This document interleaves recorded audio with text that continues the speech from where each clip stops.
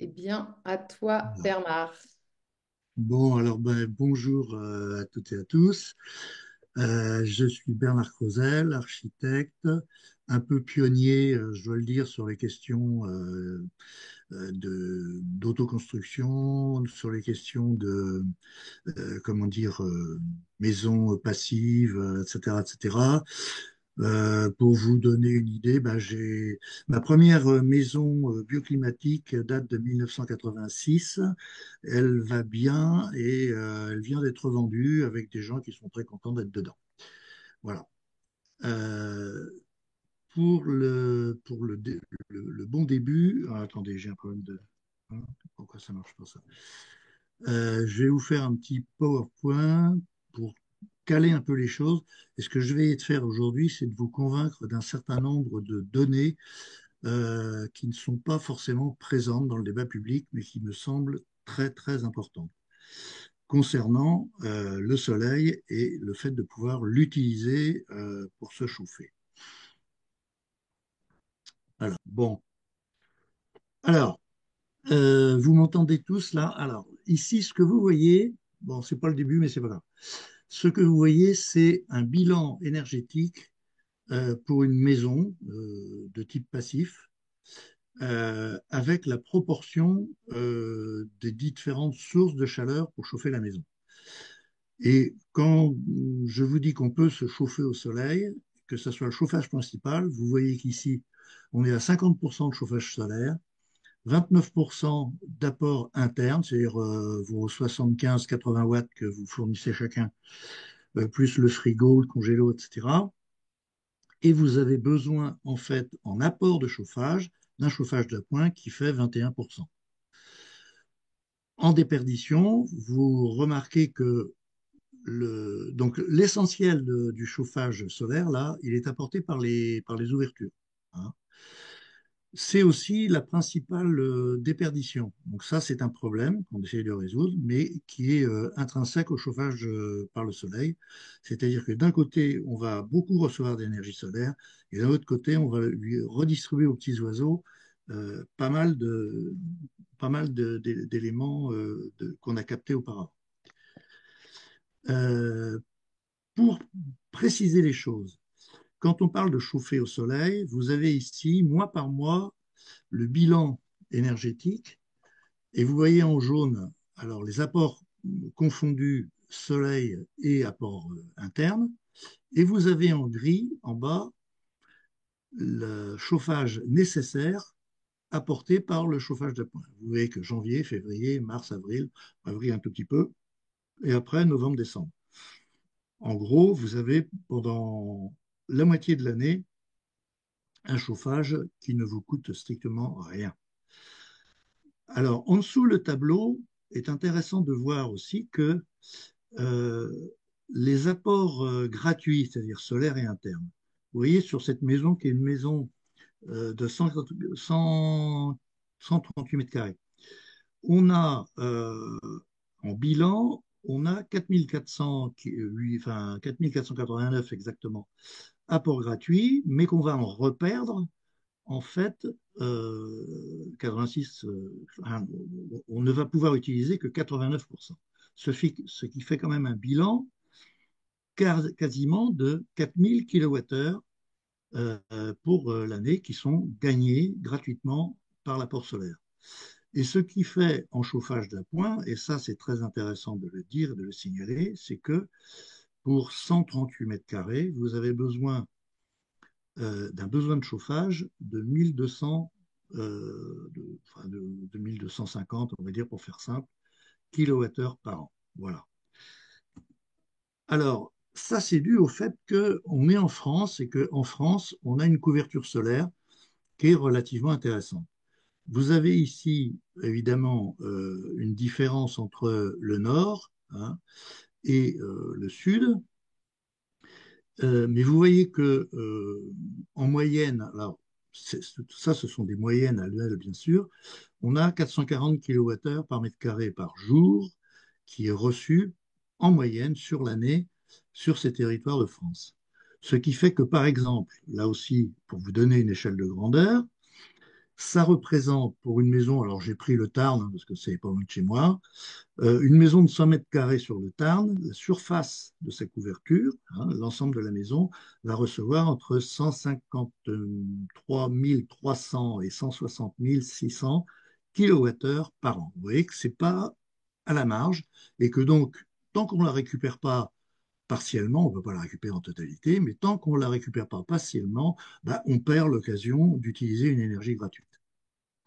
Alors, pour rentrer un peu dans plus le détail, vous avez ici quelque chose de très important à comprendre qui est la courbe solaire.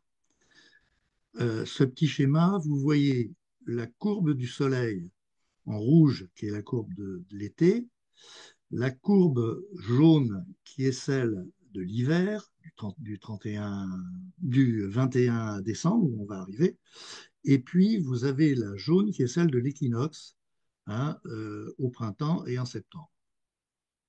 Dans cette courbe solaire, pardon, ce qui est intéressant, c'est de voir que on a une partie de cette courbe solaire qu'on va essayer d'utiliser au maximum, et puis une partie dont on va se méfier parce que des apports solaires en l'été, on n'en a pas besoin, et même au contraire, il faut se protéger. Là, cette courbe solaire, elle est définie pour Carcassonne. Alors sur Carcassonne, eh bien, vous avez le soleil au zénith le 21 juin qui est à 78 degrés sur l'horizontale. Donc, on va se méfier parce que pendant toute la zone que vous voyez assurée, on va être en surchauffe par rapport au soleil. Donc, en gros, de 78 degrés jusqu'à 55 degrés, on cache le soleil. En revanche, de 55 degrés à 22 degrés, qui est son point le plus bas, eh bien, on va utiliser le soleil. Alors, il faut toujours effectivement savoir où vous êtes en France parce qu'il y a quand même une large différence entre Hasbrook et Carcassonne ou Perpignan. Deuxième courbe solaire, ça qui est intéressant quand vous réalisez vos plans de maison. Vous avez, on a reporté sur ce diagramme, donc l'orientation, et vous retrouvez les trois courbes en rouge, en orange et en vert. La courbe rouge est celle de l'été, dont il faut se méfier. La courbe jaune est qui va bien, et puis la courbe d'hiver est celle qu'il faut favoriser. Donc ça vous donne par exemple l'idée que quand on veut chauffer par les baies vitrées, eh bien il faut privilégier les baies entre le sud-est et le sud-ouest plutôt qu'au pur est, au pur ouest, et évidemment au nord, on ne va pas avoir beaucoup d'apports solaires. Et il faut se méfier en revanche de ces ouvertures qui pourraient, à un moment donné, apporter trop de chaleur. Et ça, on va le voir après, comment s'en protéger quand on est à la fois à la recherche du soleil d'hiver et pas du soleil d'été. Alors là, je ne saurais vous conseiller que de vous équiper de l'application Solite. Je crois malheureusement qu'elle n'est valable que pour les iPhones, iPad, etc. Je ne pense pas que ça marche pour les autres, mais ça faudrait vérifier. Peut-être que depuis ils l'ont fait. Cette petite application toute bête vous permet de regarder en réalité quelle est la courbe solaire au lieu où vous vous trouvez. Alors, il faut faire attention avec la boussole, de bien l'orienter. Hein. Vous savez, il faut tourner le machin, le portable dans tous les sens pour que la boussole se mette bien en route. Et là, ça va vous définir ce que vous voyez. Alors, à gauche, vous avez la courbe du soleil d'hiver et la courbe de l'automne.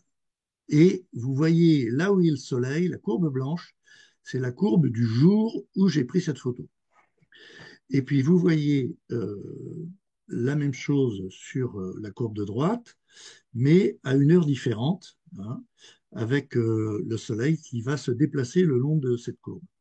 Alors l'intérêt de ça, d'abord, c'est de savoir qu'est-ce qui va vous masquer le soleil. Là, vous voyez en l'occurrence la photo de droite, on a des arbres, beaucoup d'arbres, donc on va avoir quand même une pénalisation sur les rayons solaires. En revanche, vous voyez que quand on sort de la forêt dense, on arrive à un moment où la courbe passe au-dessus des arbres et là, on est bon, on va recevoir le soleil. Ce que vous pouvez déterminer avec ce petit logiciel, c'est aussi que vous voyez une cible et quand vous dirigez votre appareil photo pour que la cible corresponde à la courbe, eh bien, vous allez trouver l'angle par rapport à l'horizontale de cette courbe sur votre lieu. Alors ça, c'est très intéressant pour savoir comment dimensionner les masques d'été, comment valoriser la pénétration en profondeur du soleil dans votre maison, etc., etc. Donc on pourra y revenir, mais je vous conseille fortement, je crois que ça doit coûter 4,50 €, quelque chose comme ça. Alors, si on parle de récupérer l'énergie solaire, eh bien, le système le plus simple, le plus passif, c'est le sol accumulateur. Vous avez des baies bien orientées qui vont recevoir le soleil, on va voir comment protéger après, et on va avoir un sol bien isolé par en dessous, massif, et qui va absorber de la chaleur. Et ensuite, euh, quand le soleil est caché, on ferme les baies, on le culte, et la restitution de la chaleur va se faire par le sol qui va émettre de la chaleur. Donc voilà le système, c'est tout bête, c'est complètement passif, ça marche bien, alors c'est pas une merveille, hein, mais ça fait, tout dépend effectivement de la masse d'accumulation et effectivement du bon angle solaire qu'on a. Alors là aussi, on retrouve hein, la formule qui était celle de Carcassonne, où vous avez l'angle solaire, la courbe solaire entre le 15 avril et le 1er octobre, où on va se servir du soleil et après on le cache pour éviter les surchauffes. Alors, concernant les baies, je vous disais tout à l'heure qu'on en gagne et on en perd. Mais quand on regarde avec un logiciel intéressant, ça c'est le logiciel PHPP, le logiciel des maisons passives, voilà le bilan pour une maison. Alors c'est pas la même maison, c'est une autre, hein, mais on s'en fiche un peu. C'est juste pour que vous voyez le rapport entre la déperdition conductive et les apports solaires. On est toujours dans un système contradictoire, hein, puisque plus on va isoler, par exemple avec du type vitrage, moins le facteur solaire va être important, donc on va moins rentrer de soleil. Mais à l'inverse, plus on rentre de soleil, et bien plus le facteur solaire, la transmissivité de la baie va être importante.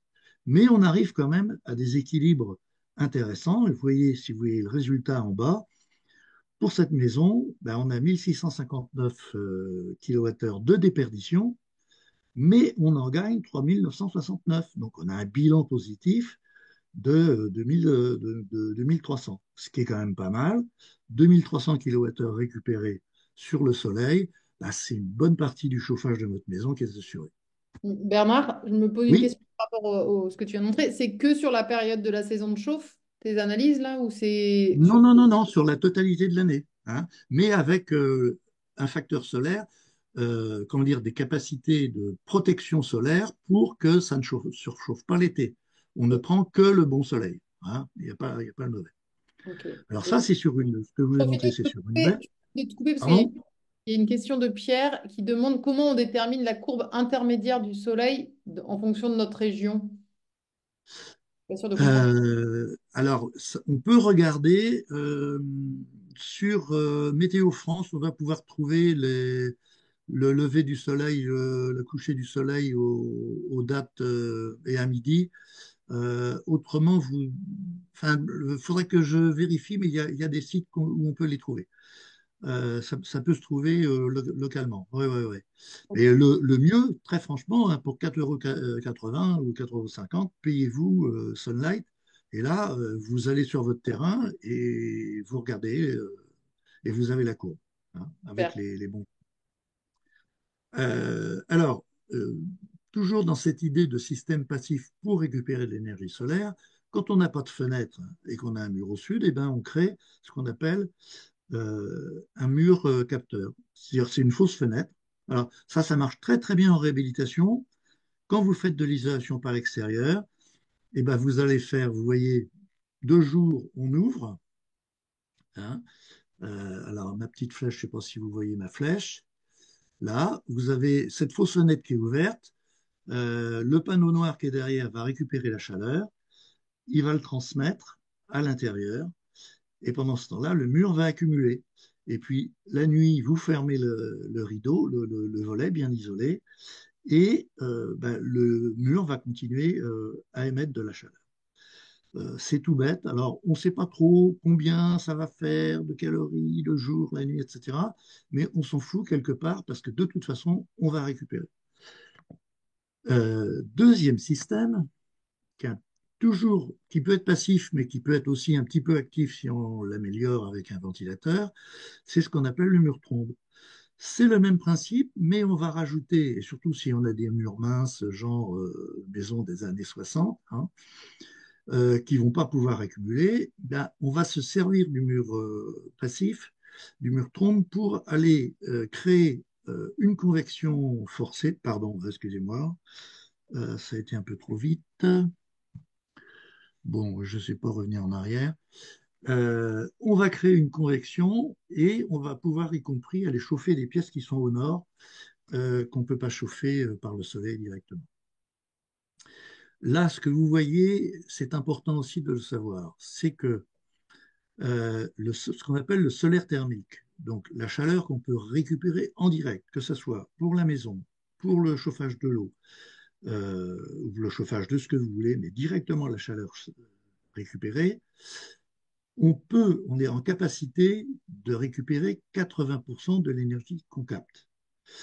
Alors que dans l'état actuel des choses, quand on veut faire du photovoltaïque, l'électricité qu'on va récupérer, on est capable de le faire 18-20% maximum. Il y a un delta de 60%. C'est pour ça que dans l'ordre des choses, pensez d'abord à utiliser le soleil par rapport à sa chaleur avant de vouloir faire de l'électricité. J'ai absolument rien contre l'électricité solaire, hein, bien entendu. Ce que je veux dire, c'est que vous avez des gens, et je l'ai vu plusieurs fois, je me suis battu contre, qui vous proposent de mettre des panneaux solaires, puis ensuite qui vous proposent de mettre un chauffage électrique à l'intérieur. Vous voyez l'aberration. Il vaut mieux aller chercher directement le soleil, et par ailleurs faire de l'électricité si vous voulez, il n'y a aucun problème. Mais je tenais à le dire parce que c'est important. Vous voyez ce delta de 60% entre ce qu'on peut récupérer directement et ce qu'on récupère en énergie photovoltaïque. Peut-être qu'en les années à venir, il y aura d'autres technologies qui permettront de faire mieux. Mais pour l'instant, on est comme ça. Alors, exemple d'une maison plus que passive. Cette maison, qui date de 2012, 100, je ne sais plus combien, 123 mètres carrés, je crois. Alors, vous voyez quelques éléments quand même récurrents pour faire de la maison solaire. C'est une partie avec de la hauteur sous plafond, hein, que vous avez, que vous voyez dans cette partie-là, qui est le séjour de la maison. Là, il y a un étage partiel, hein, on voit la fenêtre de haut, et qui permet d'avoir des fenêtres hautes. Pourquoi des fenêtres hautes? D'abord pour avoir une surface exposée au soleil qui est importante, et d'autre part parce qu'une fenêtre haute va vous créer un ascenseur à convection dans la maison que vous n'aurez pas si vous avez des baies qui restent simplement à 2 mètres comme habituellement. Donc ça, c'est un des éléments un peu importants pour réussir une bonne captation du soleil.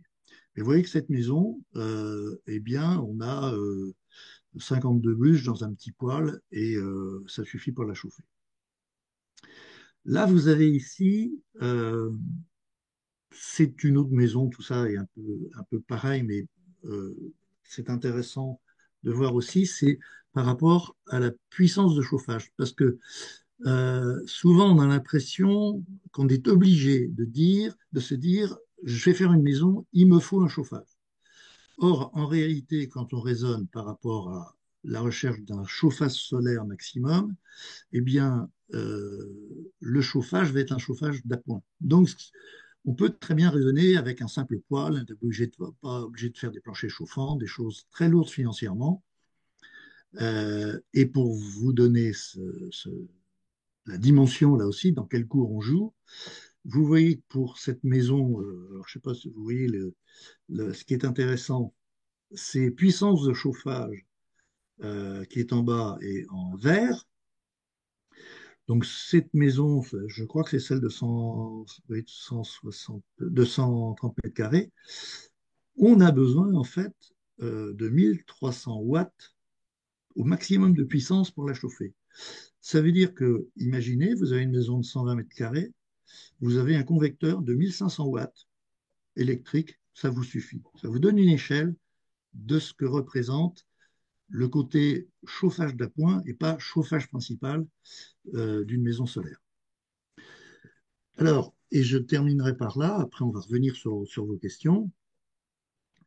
Là aussi, pour savoir dans quel cours on joue. Parce que pour obtenir euh, ce résultat, cette capacité, alors, vous voyez bien qu'il faut quand même faire un effort sur l'isolation de la maison. Là aussi, c'est tout un domaine duquel qu'on pourra aborder. Mais voilà ce que ça veut dire en termes d'énergie par rapport à la planète quand on parle de rechercher une maison qui chauffe principalement au soleil, donc énergie gratuite pour vous, mais aussi économie d'énergie globale pour la planète. Alors, je vous donne trois exemples ici.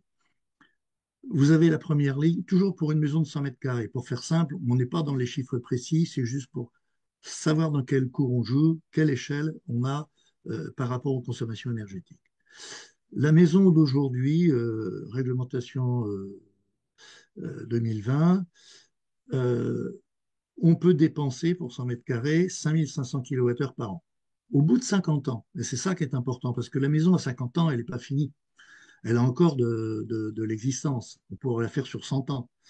Disons pour 50 ans parce que c'est un chiffre. Hein. C'est en général une génération où là, la maison va se revendre et va retrouver une nouvelle vie, elle peut être améliorée, etc.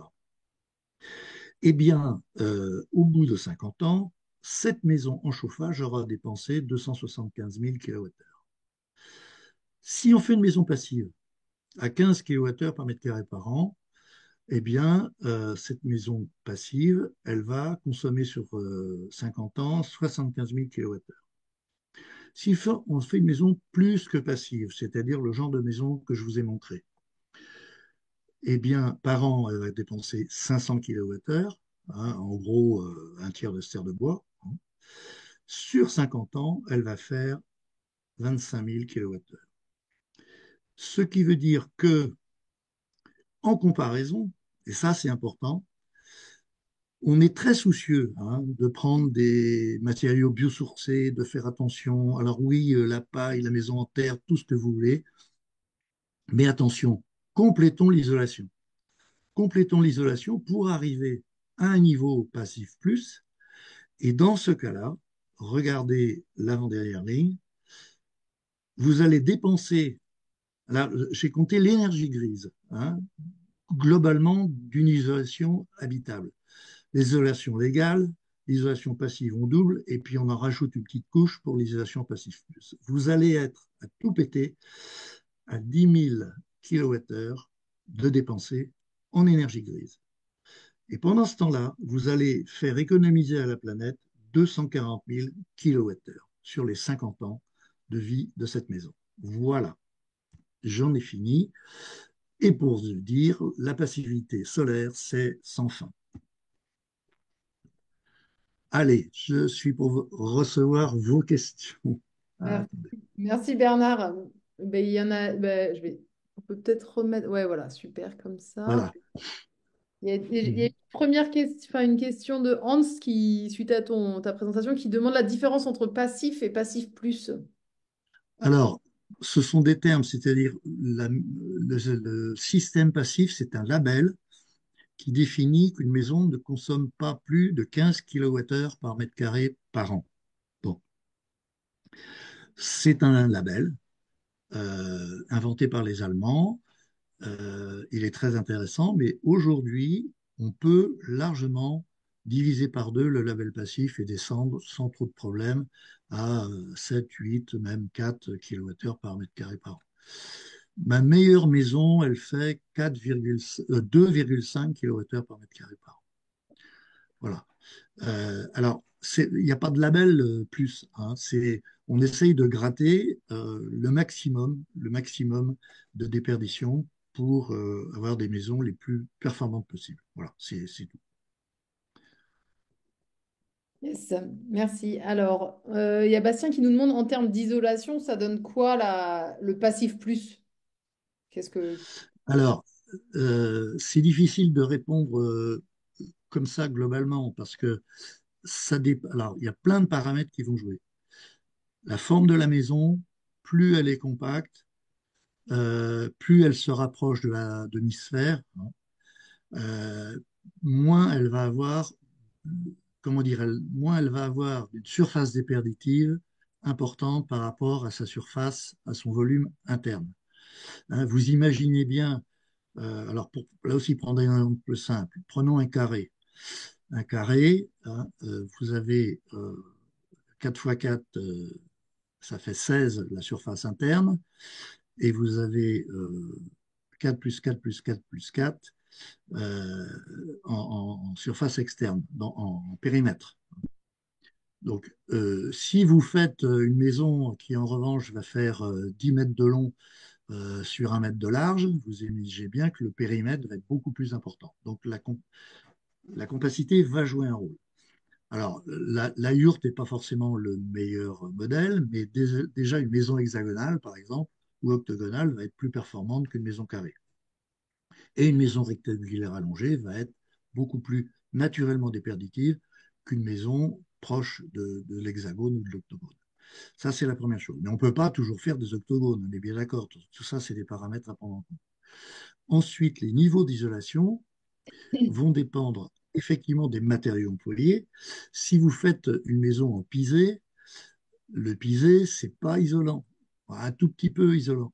Donc, vous allez être obligé de rajouter des grosses épaisseurs d'isolant ou des systèmes, moi, que j'aime bien, de miroirs thermiques qui vont limiter les déperditions pour arriver, alors si on parle de résistance thermique, on va dire grosso modo dans les murs, il faut arriver sur 8, dans la toiture, il faut arriver sur 10, et dans le sol, sur 6, 7, voilà.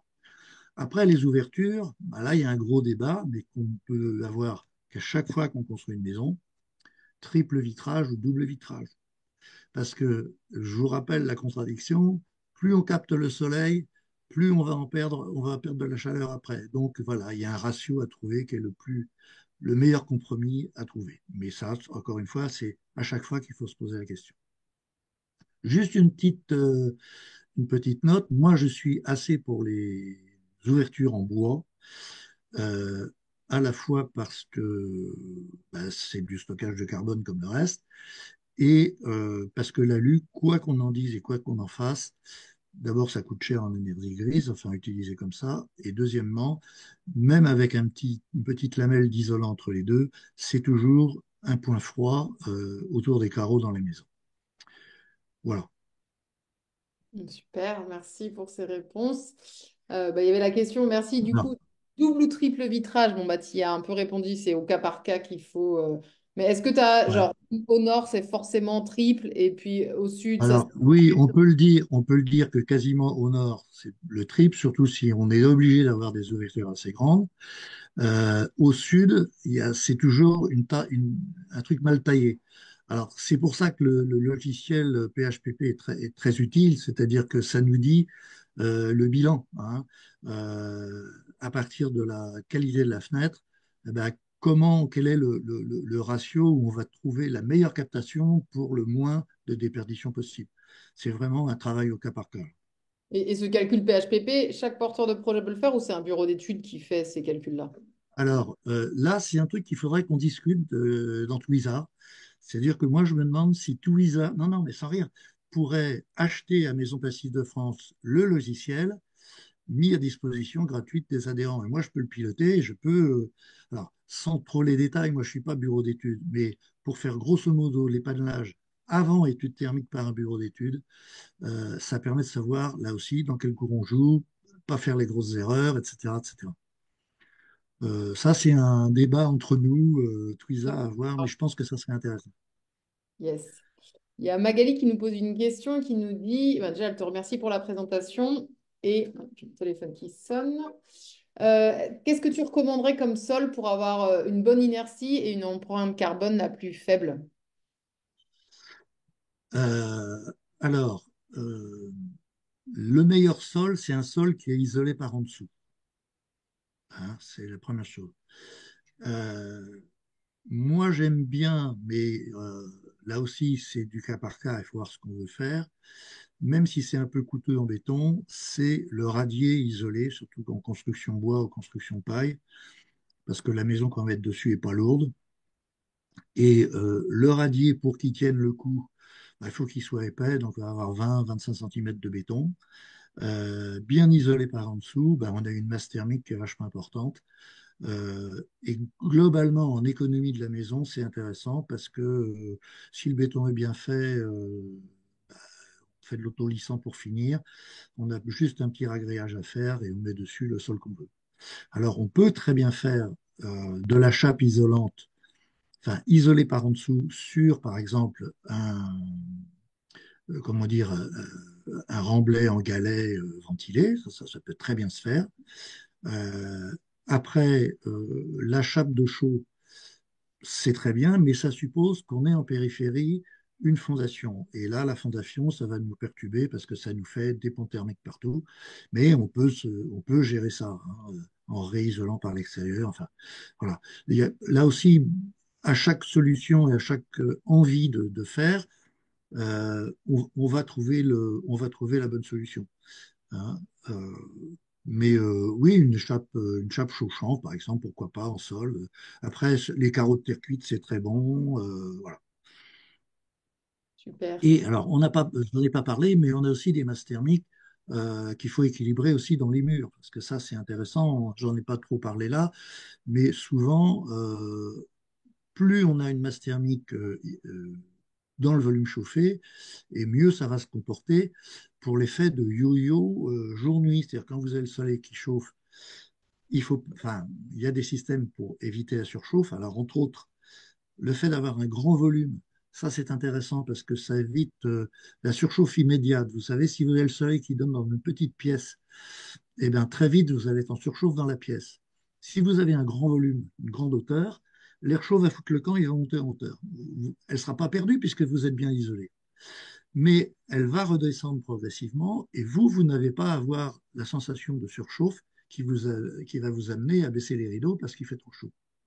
Donc ça, c'est la première chose. Et deuxième chose, cette chaleur qui est emmagasinée en hauteur, quand elle redescend, elle va réchauffer les cloisons épaisses, les murs thermiques, les masses thermiques que vous avez pu faire à l'intérieur de la maison. Alors là, les masses thermiques intérieures, ça peut être tout bête, hein, ça peut être des briques de terre crue, ça peut être, moi j'en ai fait pour ma maison, c'est une petite ossature bois légère remplie de béton de terre avec les pierres que j'ai chez moi, voilà, etc., etc. Enfin, il y a plein de solutions aussi pas chères qui peuvent se faire en chantier participatif. Enfin, voilà. Super, merci. Mais il y a une question, il y a deux questions qui m'est. Il y a une question de Vincent qui était déjà posée en amont, donc on va quand même prendre cette question. J'avais pas sélectionné ta question, Vincent, parce qu'elle était un peu spécifique sur le parapluie. Est-ce que tu peux regarder le chat, parce qu'il a mis une image, Alors, c'est au chat. euh, Il parle de la le technique chat. de stockage de Hop, la hop, chaleur hop. dans la terre attenante au bâtiment. Attends, où est-ce qu'il est mon chat? Pas. Voilà, voilà. Attends, voilà. Discussion. Alors, c'est où ça? Euh, ouais, ça s'appelle Midi 43. midi 43, comment ça? Il faut remonter Ah à oui, la non, conversation à midi 43 pour ah retrouver oui, l'image. oui. Mais Elle est-ce est que où? tu as déjà trouvé le chat? C'est ça. Est-ce que tu as trouvé l'endroit où Ben, je on sais discute pas, j'ai en fait bas sur dans chat. discuter? Hein? Oui, mais j'ai ouvert mon chat, mais Il faut que tu remontes un peu. Enfin, faut que tu, ouais. Il y a une image. Bon, après, c'est un peu non, spécifique. Angers, Toulouse. C'est quoi? Ça s'appelle comment?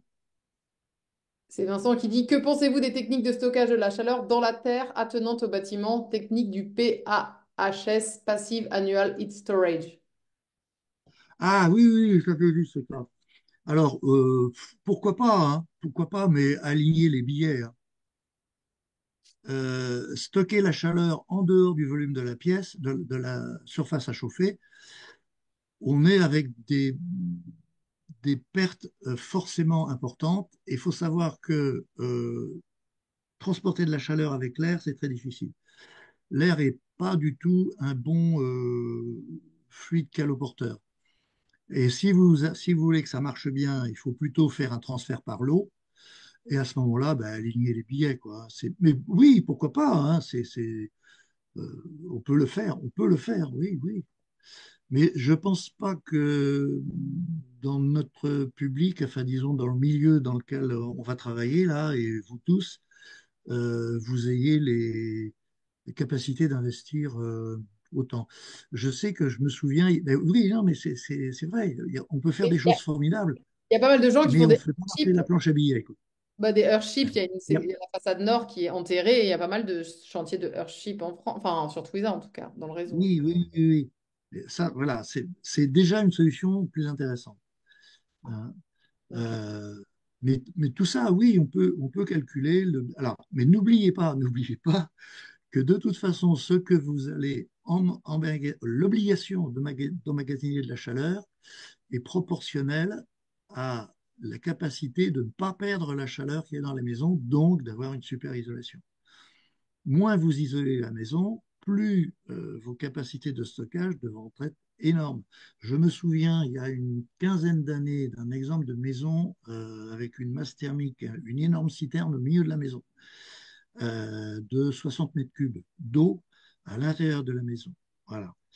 Euh, ben, je ne sais pas le résultat, mais je sais simplement que elle était passive, 15 kWh, mais imaginez, vous construisez une maison et au milieu de la maison, vous mettez un volume de 60 mètres cubes d'eau qui ne sert qu'à faire le transfert de chaleur d'été sur l'hiver. Bon, il faut quand même en avoir les moyens. Donc on peut largement Et descendre Emmanuel qui en dit ça capacité. s'appelle une piscine. Ben oui, oui, exactement, oui. Bon, il y a plusieurs autres Exactement. questions, mais il nous reste pas beaucoup de temps, des questions que je trouve hyper intéressantes. Alors déjà, il y a quelqu'un qui a demandé, alors attends, que je les retrouve dans l'ordre, parce que ça, sur le miroir, tout à l'heure tu as parlé du miroir thermique, c'était pas forcément clair pour tout le monde. Et il y a aussi Ouais, alors, une demande sur un mur capteur, tu mets un double ou un triple vitrage devant un mur capteur? Je fais deux questions. alors, tu mets un double vitrage, c'est pas la peine de mettre un triple parce que c'est fermé la nuit par un volet isolant. Donc le volet isolant donc il faut capter le maximum. Donc double vitrage, oui, oui. Même à la limite un vitrage simple, genre vitrage de comment dire de vitrine par exemple, ça peut suffire du moment qu'on a un bon volet bien isolé derrière. Alors le miroir thermique, là, il y a toute une discussion à avoir là-dessus. Vous savez qu'en général, on prend les isolants pour leur capacité d'isolation massique. C'est-à-dire que on va prendre un isolant qui contient de l'air, une fibre, etc. Et puis plus on en met épais, plus on va être isolé. Hein, c'est le principe classique. Le principe du miroir thermique, c'est un autre principe. C'est le principe, on va dire, de de l'aéronautique. Hein.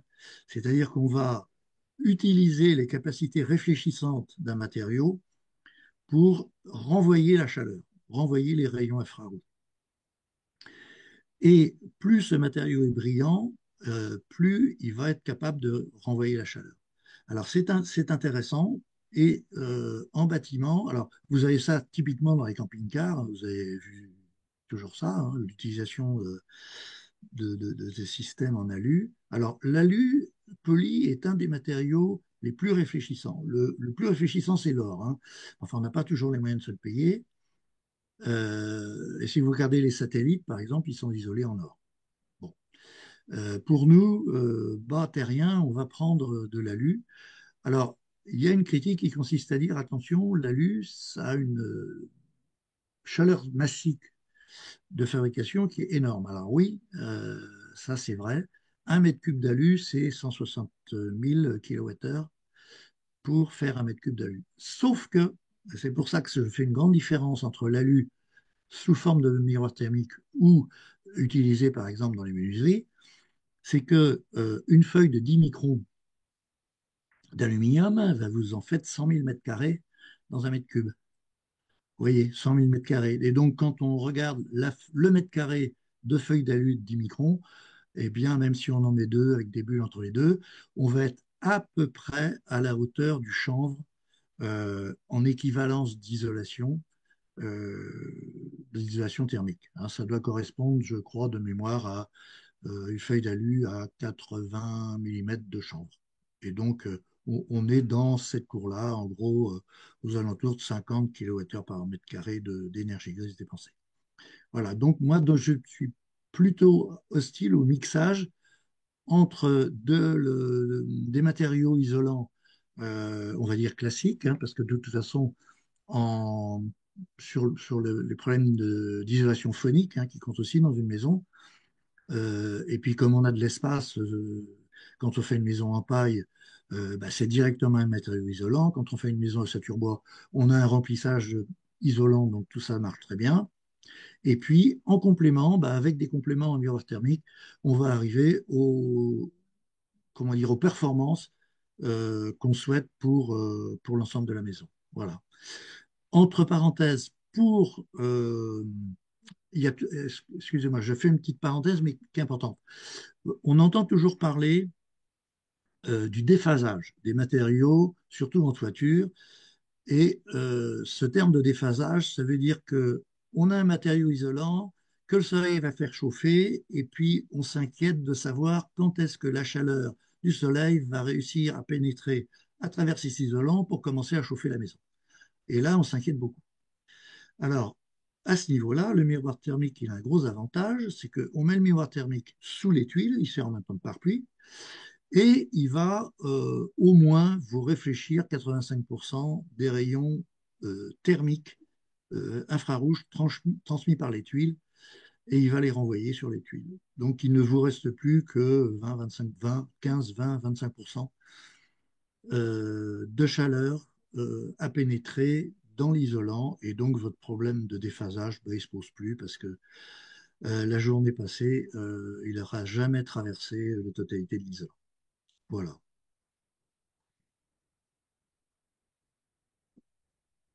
Ah, j'entends plus. Pardon, j'ai un fond Ah, sonore derrière moi, donc j'avais désactivé mon micro. Euh, il y a une question sur est-ce qu'on peut prévoir une ventilation naturelle dans une maison passive? Est-ce que ça suffit? Enfin, je ne sais pas si c'est est-ce que ça suffit, mais voilà. alors, Un vrai ça sujet. peut être étudié.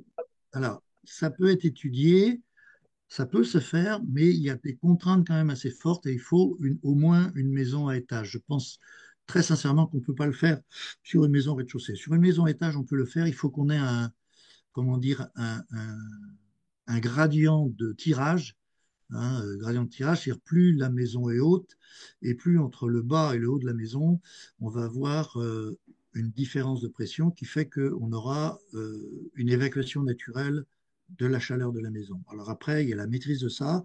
Si on peut avoir en amont un puits canadien ou un puits climatique qui fait comment dire, une entrée d'air centralisée de la maison, qu'on peut répartir après dans les pièces, et avoir en hauteur une cheminée d'évacuation réglable, hein, pour éviter l'affolement. Alors tout ça, ça peut se faire manuellement, pilotable. Et un truc que j'aime bien, que j'ai jamais pu expérimenter parce que j'ai jamais eu un client qui l'a accepté, mais qui existe dans les pays du Maghreb, c'est la cheminée de verre. Hein. La cheminée de verre, bah, c'est une cheminée toute bête, mais elle chauffe avec des carreaux, et plus elle chauffe et plus ça aspire l'air. Et donc, ça permet d'augmenter le taux de ventilation, notamment l'été. Quand on a un puits canadien frais, c'est bien, ça fait circuler l'air. Enfin, voilà.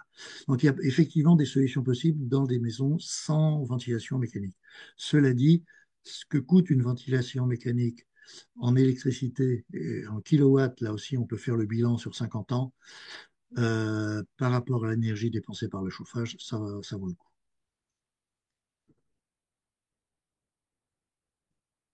J'entends pas. Décidément. Je disais que tous les personnes qui sont arrivées dans la salle sont toujours présentes. C'est que ton discours intéresse tout le monde. Personne n'est parti en cours de route. Bon, C'est je ne chouette. les lasse pas. Voilà, c'est ça. J'en profite donc parce que comme l'heure est arrivée, bah, pour vous dire que j'ai remis en lien la petite cagnotte, voilà, pour faire un don au chapeau si ça vous intéresse. Et je vais mettre aussi le lien vers l'endroit sur le forum où vous pourrez retrouver le replay pour, voilà. L'idée, c'est qu'on puisse continuer la Voilà. Eh, discussion. Il y a des oui. questions qui ont été Je posées. viens de voir passer une question. Je viens de voir passer une question. Oui, oui. Par pluie impossible, parce que, alors non, pas impossible. Il suffit de poser le pare-pluie sur des petits liteaux bien tendus qui laissent une lame d'air entre le pare-pluie et la sous-toiture. Et ça marche très bien. Voilà. Yes. Mais Ok, d'abord, bah, merci de votre écoute, hein. l'idée, c'était juste, on peut encore prendre deux, trois questions. C'est pas forcément d'arriver maintenant, mais c'était parce que s'il y a des gens qui doivent vraiment partir Ah oui, après, oui, oui. Oui, non, mais moi, je peux continuer un peu. Ouais. ouais, on peut se prendre encore 10 minutes pour Non, mais quelques. si je suis lancé, je m'arrête pas. C'est ça. Et surtout, si vous avez encore des questions suite à ça, et ben voilà, sur le forum, vous pourrez les poser. Bernard pourra y répondre, même d'autres. Vous pourrez vous répondre entre vous. Donc, ça sera vraiment le lieu de continuer la discussion a posteriori. J'ai vu qu'il y avait des questions sur le dimensionnement des protections solaires, nord, est, ouest. C'est pas forcément simple de présenter ça. Je pense que une D'accord. peut être hyper explicite plutôt que comme ça. Donc, peut-être que reposer, Andy, si tu reposes cette question sur le forum, on pourra t'apporter des réponses faciles, je pense, Oui, plus précise. précises, voilà, pas comme ça par de la discussion, mais par des plans concrets de comment ça se dimensionne. Il y a une question que j'ai vue qui était, est-ce que une dalle en bois sur pilotis, est-ce que c'est compatible avec une maison passive par rapport à son manque d'inertie? Alors, ben, d'abord, la dalle en bois, faut savoir avec quoi on va la remplir. C'est-à-dire on peut faire un mix, par exemple, d'isolation et puis de mettre tout bêtement de la terre entre les solives, hein. Donc, on aura quand même de la masse. Et puis, s'il n'y en a pas assez, eh bien, on va faire des cloisons qui vont servir de masse thermique. Donc, on peut faire des cloisons en briques de terre crue, en briques de terre cuite, si vous voulez. On peut faire du remplissage de terre. Enfin, voilà, il y a plein de solutions. Si on n'est pas trop porté sur la terre ou que la terre locale, c'est pas ça, ben, on prend des parpaings creux de 15 et puis on les retourne et puis on les remplit de terre ou de sable. Ça fait de la masse. Voilà. Yes. Euh, Petite question technique sur le solaire thermique. Est-ce que tu as un avis entre capteur à tube sous vide ou capteur plan sous nos latitudes? Alors, capteur sous vide, il n'y a pas photo, c'est les meilleurs, ce sont les meilleurs. C'est tout bête, c'est que l'énergie solaire captée dans le tube ne ressort pas parce qu'on a double enveloppe à vide et que les rayons, comment dire, euh, les rayons, c'est compliqué à dire, les rayons infrarouges, du bas infrarouge réémis à l'intérieur du tube ne ressortent pas, alors que les rayons solaires dans l'infrarouge haut passent à travers le tube. Donc on conserve, donc surtout l'hiver quand on a besoin surtout de capter l'hiver, on a des rendements bien meilleurs. Parce que le problème, c'est que le vitrage, le capteur plan, c'est la même chose que ce que je disais sur les vitrages des maisons. Si vous voulez que l'énergie que vous captez ne refiche pas le camp dans l'atmosphère, vous êtes obligé de mettre un vitrage très isolant. S'il est très isolant le coefficient solaire est faible et donc vous captez pas beaucoup d'énergie solaire. Voilà. Donc oui, le tube, c'est plus cher, mais c'est beaucoup plus intéressant. Et Et puis en maintenance, c'est beaucoup mieux. ben voilà, c'est la C'est question que beaucoup j'allais mieux. poser. Est-ce que en maintenant c'est aussi le même discours ou est-ce qu'on prend quelque chose de plus technique et Ah de bah oui, c'est beaucoup mieux parce que les tubes, ils ne sont pas dans le circuit d'eau, hein. Il y a un échange cuivre sur cuivre dans le circuit d'eau, hein, pour que la chaleur du tube remonte dans le circuit d'eau. Et donc, si jamais vous avez une intervention à faire sur le capteur ou sur le circuit d'eau, bah, c'est indépendant. Donc, on a beaucoup moins de problèmes. yes. Et ben je vais Si vous regardez, si vous revenez sur le montage tout à l'heure, si vous regardez la maison que je vous ai montrée là, vous verrez qu'il y a un capteur solaire qui est indépendant de la maison, qui est sur son petit trépied à côté et qui est un capteur à tube et qui marche donc depuis 2012 sans aucun problème. ok. Ben, je vais te proposer une dernière question avant de clore. Ouais. Ah oui, je l'avais sous les yeux. C'est Nicole qui demande, que penses-tu d'une serre adossée façade sud et qui soit ventilée est-ouest? Enfin, ça dépend un peu du territoire. Oh là là, j'ai du mal à me représenter. Globalement, je me méfie des serres. Ouais. Globalement, je me méfie des serres parce que on sait très bien capter la chaleur de l'hiver, hein. Le problème, c'est qu'on ne sait pas comment maîtriser, ou alors là aussi, avec des coûts importants, quand vous avez une toiture en verre et qu'il faut la couvrir, ça existe, hein, les protections motorisées, etc. Mais c'est compliqué, c'est cher, et si c'est manuel, si vous avez 20 mètres carrés de serre, il faut aller la couvrir, c'est pas évident du tout. Donc, c'est difficile à maîtriser. Je suis pas hostile à la serre en tant que telle, mais tout au moins aux toitures vitrées. Hein, voilà. Mais on peut faire du partiel, hein, après tout ça, c'est voilà, pourquoi faire. Enfin, voilà. Le problème, c'est avoir trop de soleil, enfin, mettre le maximum de soleil. J'en reviens encore, excusez-moi, à la question de l'isolation. C'est on a une maison déperditive, alors on se dit waouh, il faut que je prenne beaucoup de soleil pour chauffer ma maison. Alors on fait une grosse serre, et oui, on va réussir à chauffer la maison l'hiver. Mais l'été, on ne sait plus comment faire. Donc voilà, c'est ça le danger. Hop. Eh ben, c'est parfait. Oui, Si ça vous va, on va s'arrêter là. Il est 13h10. Merci beaucoup, Bernard. Je reçois énormément enfin, dans le chat, tout le monde te remercie pour ton exposé hyper clair. Les bon, personnes sont contentes d'avoir eu cet éclairage pour commencer et bien réfléchir à la conception de leur maison. Donc, c'est c'était le but, c'était le but. voilà. Bah, tant mieux, tant mieux si ça marche. Très bien. Eh ben, merci à toutes et tous pour votre présence Allez, aujourd'hui. bah, merci à tous et bon appétit à tous et à Voilà. toutes et à toi, Amy. Au revoir. Allez, À l'année prochaine. au revoir.